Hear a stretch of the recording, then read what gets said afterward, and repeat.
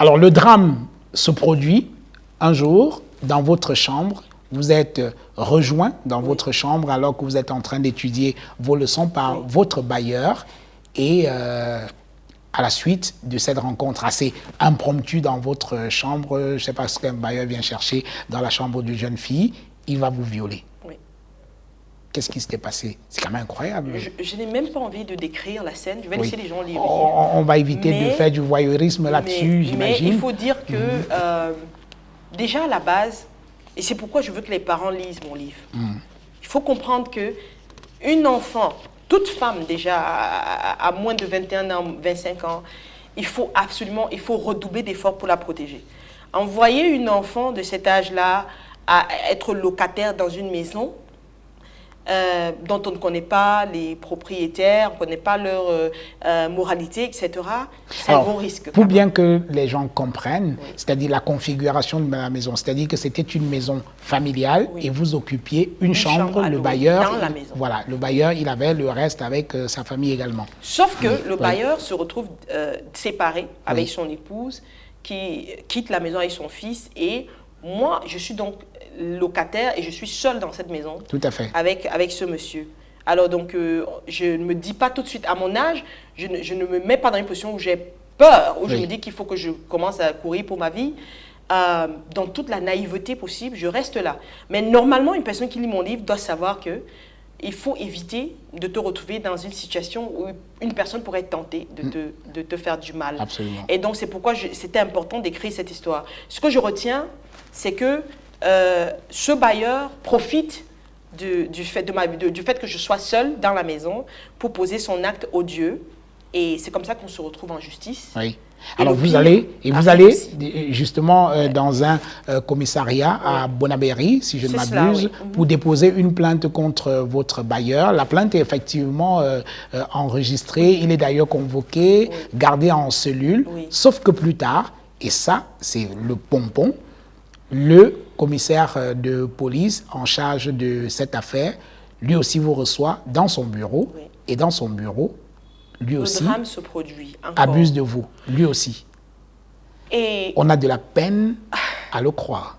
On ne peut pas le croire. Moi-même, je n'arrive toujours pas à le croire parce que c'est la plus grave, et c'est pourquoi je n'ai pas envie de raconter, les gens vont aller lire. Mais ce qu'il y a de plus grave dans cette histoire, c'est à quel moment vous réfléchissez qu'il faut se protéger, je peux choper des maladies, en dehors même de me faire du mal à moi. Pensez au moins à vous. Je ne sais pas si je me fais comprendre. Je pense qu'il est important que les gens apprennent à contrôler leurs pulsions et aient une certaine maîtrise de soi. Parce que pour qu'un chef de famille, parce que c'est quand même un homme d'un certain âge, je suppose que c'est un chef de famille, pour qu'il se mette à coucher avec une jeune femme comme ça qui est venue se plaindre, il se alors qui est venu se plaindre d'un viol. D'un viol, en passant.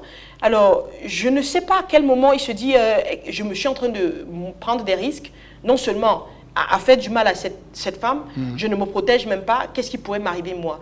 Donc, c'est vraiment ignoble à plusieurs degrés. Je n'ai pas envie de décrire encore cette scène, mais voilà là où se trouve le questionnement. C'est à se dire que il y a un gros niveau de perversité qui a vraiment ravi les cerveaux de certaines personnes, et on n'arrive pas à croire, quoi. Moi-même, je n'en reviens pas.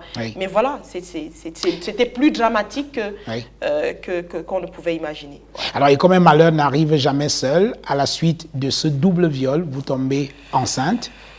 Et comment vous découvrez que vous êtes enceinte à la suite de ce double viol, d'abord de votre bailleur et ensuite du cochon de commissaire qui a lui aussi abusé de vous? Comment vous découvrez que vous êtes enceinte? Voilà, déjà, il faut remarquer que pour une jeune femme, aussi déjà svelte, comme tout le monde décrivait et tout, c'est pas évident. Tu vois pas tout de suite la transformation. Mais après, tu te dis, voilà, j'attendais, voilà, ma période est là, et puis tu vois rien, et tu te dis, ah non, on nous a enseigné qu'il peut y arriver, qu'il y ait des exceptions, etc. Mais après, le temps passe, et un beau jour, j'ai ma tante qui m'interpelle et qui me dit, quand je te regarde là, j'ai l'impression qu'il y a quelque chose qui a changé, tes pieds sont en train d'enfler et tout ça. Et là, je me dis, wait a minute, what's going on here? C'est en ce moment, en fait, que je réalise ce qui est en train de se produire. Donc, je veux dire qu'à un moment donné, on est tellement traumatisé qu'on n'arrive même plus à réfléchir. Et c'est ça le drame, en fait, c'est que il y a des choses qui nous affectent à un tel point où même les choses qui peuvent paraître évidentes commencent à nous échapper. Et donc, c'est comme ça que je me rends compte que je suis en train de porter une grossesse. Mais elle est de qui? Oui. C'est la question qu'il faut se poser. C'est-à-dire que comme si les 2 drames ne suffisaient pas, il faut qu'il y ait un 3e. C'est-à-dire un enfant. Et pire encore, le plus dramatique dans l'affaire, c'est l'impact psychologique que ça peut avoir et l'acte de décider de se séparer de cette grossesse. C'est-à-dire que vous décidez de procéder à une interruption volontaire de grossesse. Heureusement, vous allez quand même dans un hôpital pour que cela se fasse dans les règles de l'art et non de le faire dans la clandestinité, dans les quartiers comme cela se passe. Alors, à ce moment-là, vous êtes à combien de mois de grossesse? Je pense que c'était quand même pratiquement dépassé 5 mois en ce moment-là, parce que je peux me souvenir de manière vivide, et c'est ce qui m'a le plus traumatisée d'ailleurs. Je peux me souvenir carrément du fait que je pouvais voir des cheveux.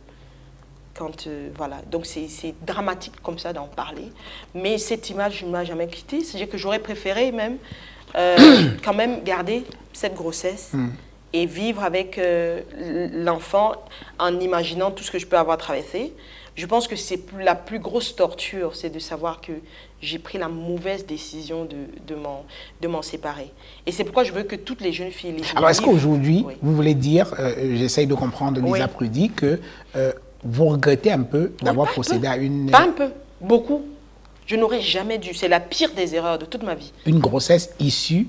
Oui, j'aurais préféré garder la grossesse, quitte à envoyer l'enfant dans un orphelinat ou bien envoyer l'enfant en adoption. Est-ce que vous comprenez ce que je veux dire? J'essaye de comprendre. Oui, il faut comprendre parce que le plus grand traumatisme, c'est de voir qu'il y a un être humain qui était sur le point de naître, qui n'avait pas demandé à être là, mais dont on lui coupe l'opportunité comme ça finalement d'être là. Donc je pense que ça m'a plus traumatisé même que les faits même qui ont causé... oui, mais vous ne l'aviez pas souhaité. Non, peu importe. Je ne peux jamais demander à une femme de se débarrasser d'une grossesse juste parce qu'elle est non désirée. Elle est là, tu la portes jusqu'au bout, et puis si tu ne veux pas t'en occuper, laisse que quelqu'un d'autre s'en occupe. Mais n'arrache pas la vie à cet être humain. Donc voilà, pour moi, je trouve que c'est de toute ma vie, et j'ai commis quelques erreurs dans ma vie, mais je pense que c'est la pire des erreurs de toute ma vie. Oui. Et pourtant, hélas, ce ne sera pas votre dernier viol. Ah non, loin de là, bien au contraire. Bien au contraire, on aurait souhaité que...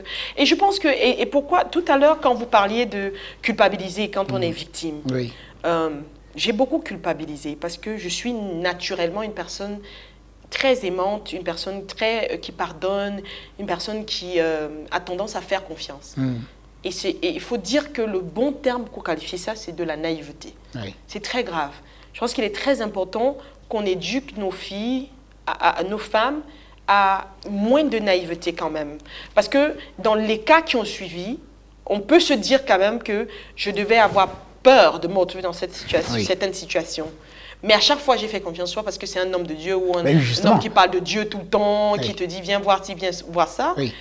Ça, c'est grave. Et c'est pourquoi j'ai envie qu'on parle vraiment du réel problème. Le réel problème ici, Jean-Bruno, c'est que les victimes, quelquefois, en réalité, sont sous une pression sociale, du statut social de la personne, ou alors une pression de l'autorité que la personne a.